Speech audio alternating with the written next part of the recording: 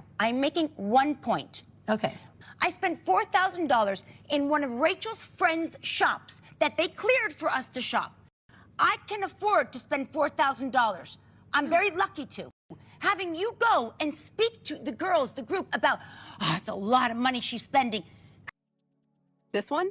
This is the kind of story where you blink twice because somehow relief and financial chaos are happening in the same sentence. Explain this to me. How do you go from we're not in a good place to thank God things are better while your house is in pre-foreclosure? Yeah, exactly.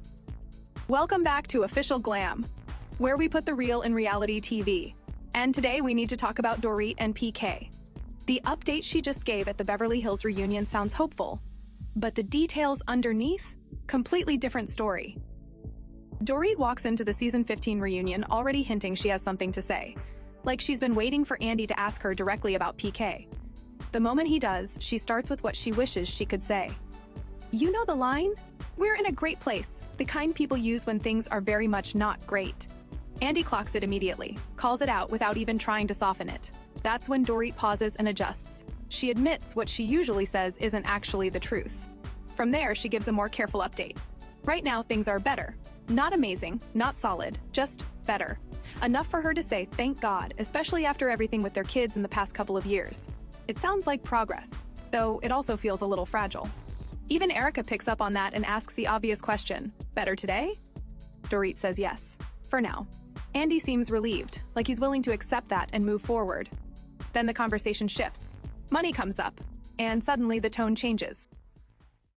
Just this week, there are new reports indicating the house is in trouble again with a debt of over $800,000. It is in pre-foreclosure, and is. PK hadn't been paying the mortgage. Could you downsize? Now, listen, it's my fault as well, because at this point, I shouldn't trust or believe without But checking. were you et checking cetera. monthly that it was being paid? No. At this point, there's a plan, or at least something that sounds like one. PK says he'll bring the house current. Dorit plans to put it on the market and find a new place for her and the kids. On paper, it sounds organized. Erica jumps in with a calm but pointed reminder. Plans can change.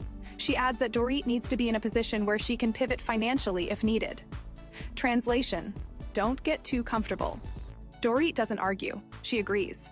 From her experience, things can shift quickly, and she knows she has to be prepared. Then, Amanda France's, self-proclaimed money expert, made a comment that didn't exactly end well. Because I'm young and successful and I'm not financially dependent on a man, and she outsourced her financial well-being to a man and it didn't go well. Dorit takes that opportunity to address it directly, clearly bothered by how it came across.